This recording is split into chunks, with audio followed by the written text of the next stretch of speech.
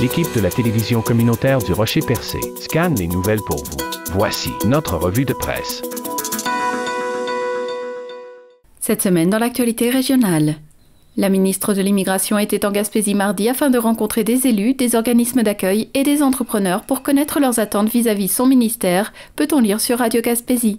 Cette visite n'est pas étrangère à la pénurie de main-d'œuvre qui touche la région et la possibilité d'avoir plus de travailleurs étrangers pour résoudre une partie du problème. Christine Fréchette explique avoir pris connaissance des enjeux de la région en matière d'immigration. L'irritant majeur, comme partout ailleurs, est le manque de logement qui limite la capacité d'accueil. La ministre de l'Immigration assure que ce problème sera adressé au gouvernement et à sa collègue de l'habitation. D'autres éléments sont aussi ressortis de ces rencontres, notamment sur le type de main-d'œuvre idéal. Christine Fréchette précise qu'elle souhaite aussi augmenter le pourcentage d'immigrants qui s'établit dans les régions. Selon Ma Gaspésie Grande Rivière veut éviter de vivre ce qui s'est produit à Gaspé alors que la réfection du pont de la rivière Petit Pabot sur la route 132 pourrait amener un détour sur les chemins municipaux. L'infrastructure construite en 1965 sera refaite à compter de l'été. Le maire Gino Cyr avance que la route pourrait être fermée durant 3 jours. Il craint que le détour sur le réseau local ne cause une détérioration des routes municipales. M. Cyr ne veut pas revivre la situation à Gaspé où la montée de Pointe-Navarre a subi de lourds dommages lors de la réfection de la traverse Saint-Majorique. Plusieurs éléments de la structure doivent être remplacés. Le tablier, les poutres, les dalles et même une culée feront l'objet de travaux. Un trou de 30 cm s'était formé le 12 septembre dernier sur le pont. Un autre trou de la même dimension était apparu en 2019, ce qui avait provoqué un accident avec des blessés légers. Le directeur de l'Association canadienne des eaux et des aquariums se porte à la défense du projet d'aquarium à requins du musée Exploramer, affirme Radio Gaspésie. Le musée de Sainte-Anne-des-Monts prévoit investir 7 millions de dollars dans la construction d'un bâtiment qui sera financé en large partie par le gouvernement du Québec. Le réputé plongeur Mario Cyr a émis des réserves face au projet cette semaine, estimant que mettre des animaux en captivité est un type de développement passé de date. Le directeur de l'Association canadienne des eaux, Jim Fassett, dit comprendre les débats entourant la captivité des animaux, mais il rappelle que la mission éducative des eaux demeure essentielle. Il note qu'Exploramer est déjà en démarche d'accréditation à la lumière de ses échanges avec la direction du musée. Pour ce qui est de la solution privilégiée par Mario Cyr, soit de remplacer les expositions vivantes par des images diffusées sur écran géant de haute résolution, le représentant des eaux considère que cette option ne remplace pas le vrai contact, bien qu'il la considère valable. Le déficit de précipitations a été important en février dans l'est du Québec et la région de Gaspé n'a pas été épargnée, d'après le bilan météorologique d'Environnement Canada pour le mois de février 2023, nous annonce Ma Gaspésie. À Gaspé, on a reçu en février près de la moitié de la quantité de neige mesurée au mois de janvier. Par rapport aux normales saisonnières, c'est seulement 38% des précipitations qui sont tombées comparativement à ce qui était attendu. Côté température, souvenons-nous que le mois de janvier avait été très doux dans la région, avec un écart positif de 4 degrés par rapport à la normale. On peut dire que cela a été corrigé en février avec une moyenne de température observée à Gaspé de moins 11,9 degrés, ce qui est un peu plus froid qu'habituellement. C'est d'ailleurs un froid qui devrait s'installer jusqu'à la fin mars, puisque Environnement Canada prévoit un mercure globalement sous la normale dans la province, après le 10 mars et pour le reste du mois. Le Centre de santé et de services sociaux de la Gaspésie et le syndicat des infirmières, infirmières auxiliaires et inhalothérapeutes CSN mettent en place un projet visant à favoriser une meilleure organisation de travail au sein du personnel, nous indique Radio Gaspésie. L'objectif du projet 6 de la Gaspésie Apprenant vise à promouvoir un partage des connaissances entre les membres du personnel et à créer des liens pour travailler ensemble autour d'une problématique. Cette entente entre l'employeur et le syndicat crée une ouverture entre les deux entités pour encourager une adhésion du personnel à ce projet et une amélioration de l'environnement de travail. Le président-directeur général du CIS, Martin Pelletier, est d'avis que cette nouvelle philosophie de gestion favorisera un meilleur climat de travail, en plus d'améliorer les soins aux patients. Selon Martin Pelletier, en contexte de pénurie de main-d'œuvre, cette nouvelle façon de faire permettra d'augmenter l'attractivité de son organisation. Toujours selon Radio Gaspésie, 15 projets dans le domaine des pêches en Gaspésie et aux îles reçoivent 2,5 millions de dollars de fonds des pêches du Québec, dont près de 2 tiers vont à Marineuve. Les sommes attribuées serviront à améliorer l'efficacité, la qualité et la durabilité du secteur du poisson et des fruits de mer, ainsi que le développement de nouvelles avenues pour les produits marins. L'entreprise Marineuve reçoit la part du lion avec un financement de 1,5 million de dollars qui servira à promouvoir le projet Innovalgue qui vise à développer l'industrie des algues au Québec. David Courtemanche, directeur général de Marineuve, pense que des fermes d'algues pourraient voir le jour d'ici quelques années, le Québec ayant tous les atouts pour se lancer dans ce type de culture. Parmi les autres récipiendaires recevant du financement dans le cadre de cette annonce, soulignons l'association des crabets gaspésiens qui, grâce à cette somme de plus de 913 000 $, pourra poursuivre le développement d'engins de pêche sans cordage. Pour sa part, l'entreprise La Crevette du Nord-Atlantique reçoit 200 000 $ afin d'améliorer la productivité des opérations de transformation. Quant à la nation Mi'kmaq de Gaspé, celle-ci reçoit plus de 163 000 $ pour l'acquisition et l'installation d'un système Marantrack, une application électronique permettant de surveiller tous les systèmes et opérations d'un navire de pêche.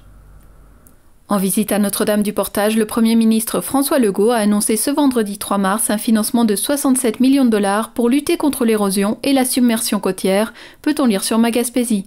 Cette aide financière découle de la promesse de la CAQ d'investir 100 millions en 4 ans pour protéger les zones côtières. Le Premier ministre annonce aujourd'hui que 6 projets pourront être réalisés au Bas-Saint-Laurent, en Gaspésie et aux îles de la Madeleine.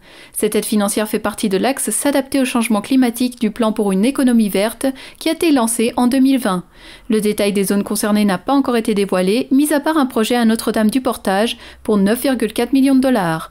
L'argent investi permettra de protéger les bâtiments et les routes, a précisé M. Legault. Dans certains secteurs, il s'agira de déplacer des bâtiments. La 17e édition du Festi-Plage de Cap d'Espoir proposera 9 spectacles du mercredi 26 au samedi 29 juillet sur le site du village, affirme Radio Gaspésie.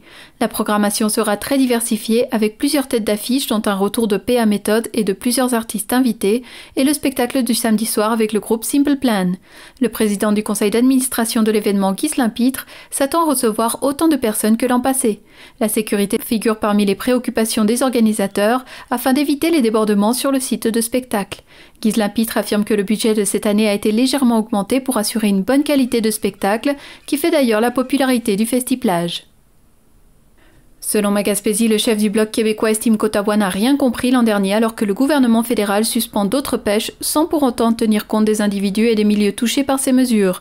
Yves-François Blanchet s'est déplacé aux îles de la Madeleine ces derniers jours pour discuter notamment du secteur des pêches avec les Madelinots, au même moment où la ministre des Pêches, Joyce Murray, effectuait une tournée régionale jeudi en Gaspésie et vendredi aux îles. M. Blanchet soutient que la ministre n'a pas rencontré les gens du loup-marin en venant au rendez-vous du Festival du loup-marin. 8 pêcheurs de poissons de fond sont touchés par la suspension de la pêche pour 2 espèces, la pêche à la plie rouge et l'aliment jaune. Ces suspensions pour protéger la ressource se font sans alternative pour eux. La situation vécue aux îles ressemble à celle de la fermeture de la pêche au maquereau et au hareng, survenue l'an dernier, ce qui avait soulevé l'ire de nombreux pêcheurs en Gaspésie. Depuis 2016, ce serait la première visite d'un ministre des Pêches en Gaspésie et aux îles de la Madeleine, soutient M. Blanchet. La formation de la première cohorte d'infirmières provenantes de l'Afrique se poursuit avec succès selon le cégep de la Gaspésie et des îles, nous indique Radio Gaspésie. Les 38 infirmiers et infirmières provenant du Cameroun, de la Tunisie, du Maroc et de l'Algérie sont en formation depuis octobre dernier afin d'adapter leurs connaissances au contexte québécois. À la fin, ce nouveau personnel de soins se joindra aux équipes de 6 de la Gaspésie. Le directeur des études du cégep, Serge Rochon, précise que jusqu'à maintenant, le taux de réussite est de 100% pour les cours totalisant 915 heures. À la fin du processus, les personnes devront passer l'examen de l'ordre des infirmiers et infirmières pour pratiquer. Entre-temps, durant la formation, les futurs travailleurs de la santé peuvent œuvrer comme préposés aux bénéficiaires. La demande d'accréditation de l'Association des transporteurs forestiers de la Gaspésie a été rejetée par la Régie des marchés agricoles et alimentaires du Québec, annonce Ma Gaspésie. L'association voulait regrouper les camionneurs forestiers qui transportent du bois pour le syndicat des producteurs de bois de la Gaspésie afin d'avoir un meilleur pouvoir de négociation, mais elle a subi un échec. Dans ses conclusions, la Régie constate les efforts déployés par l'association dans le but d'améliorer la situation des transporteurs de bois de la Gaspésie et qu'il serait sans doute souhaitable pour l'ensemble du secteur qu'une telle association existe. Malgré plusieurs points forts, les différents constats ne permettent pas à la Régie de conclure que l'association, dans sa forme actuelle, est en mesure de remplir pleinement ses obligations et de répondre adéquatement à l'objectif premier de son accréditation, soit la conclusion de conventions de transport avec le syndicat. À la suite de la décision rendue le 30 janvier, le syndicat a fait parvenir une proposition d'entente pour l'année 2023 aux quelques 40 camionneurs forestiers. L'entente actuelle vient à échéance le 31 mars prochain. Mélanie Clavet quitte la mairie de Petite-Vallée en raison de menaces et agressions verbales qu'elle subissait depuis un certain temps, affirme Radio Gaspésie. Dans une lettre adressée à la population le 6 mars, la mairesse explique son choix en raison du contexte dans lequel évolue le monde municipal des petites communautés. Mélanie Clavet avoue qu'elle souhaitait changer les choses et les visions archaïques de la politique municipale, mais pas au point d'y laisser sa santé ni au détriment de sa vie personnelle. La mairesse sortante précise qu'elle a été victime de menaces et d'agressions verbales de citoyens, mais aussi de la part d'élus de son entourage. Mélanie Clavet mentionne aussi que le contexte financier a joué dans sa décision, alors qu'un élu dans une petite municipalité doit avoir un emploi à temps plein en plus de la charge de travail qu'implique le poste de mairesse. Suite à son départ, c'est la conseillère Monica Tate qui deviendra mairesse par intérim dans les 4 prochains mois. Des élections municipales seront déclenchées ensuite pour combler le poste à la mairie jusqu'à la fin du mandat en 2025. Le festival de cinéma Les Perséides compte faire l'acquisition de la maison patrimoniale Le Havre, située au cœur du village, pour y créer une résidence pour des artistes du monde entier, peut-on lire sur Magaspésie. C'est à l'occasion de ses 15 années d'existence cette année que le festival veut aller de l'avant avec ce projet de résidence. Le manque de ressources au niveau de l'hébergement freine l'organisme depuis plusieurs années dans plusieurs activités. Il veut donc répondre à ce besoin urgent d'hébergement culturel à Percé et pouvoir accueillir lui-même en résidence et dans un contexte professionnel des cinéastes et différents artistes tout au long de l'année. Selon Radio Gaspésie, le maire de Gaspé croit que Québec devrait fonctionner avec un système d'appel d'offres pour régler les problèmes dans le transport aérien régional. La dernière péripétie des vols annulés ayant touché la traversée de la Gaspésie est un autre exemple du dysfonctionnement qui existe en ce moment. Daniel Côté, qui a lui-même vécu ce genre de situation, demande aux compagnies aériennes de se mettre à table et de venir expliquer les raisons de ces ratés lors des rencontres du comité sur le transport aérien régional. Même si certains souhaitent un retour d'Air Canada en raison de sa fiabilité, le maire de Gaspé persiste à dire que ce n'est pas le scénario idéal. Après le peu de succès pour le programme des billets à $500, Daniel Côté estime que l'une des solutions pour le gouvernement du Québec serait d'aller en appel d'offres pour ainsi avoir un meilleur encadrement. Daniel Côté s'attend à ce que les membres du comité sur le transport aérien régional se rencontrent sous peu. Voilà qui complète vos informations régionales dans les médias locaux. Vous écoutez votre reflet d'ici. Revoyez tous nos reportages sur notre site Internet. Poissonnerie Le Lièvre et Le Moyen, là où la fraîcheur est synonyme de qualité. Pour un choix impressionnant de poissons et fruits de mer, rendez-vous chez Le Lièvre et Le Moyen de Sainte-Thérèse de Gaspé. Nos employés seront vos conseillers pour préparer des repas terre et mer qui resteront gravés dans la mémoire de vos invités. Pour le service, l'expérience et la fraîcheur garantie, venez nous voir à la poissonnerie Le Lièvre et Le Moyen, au 52 des Vigneaux à Sainte-Thérèse de Gaspé, 418-385-3310.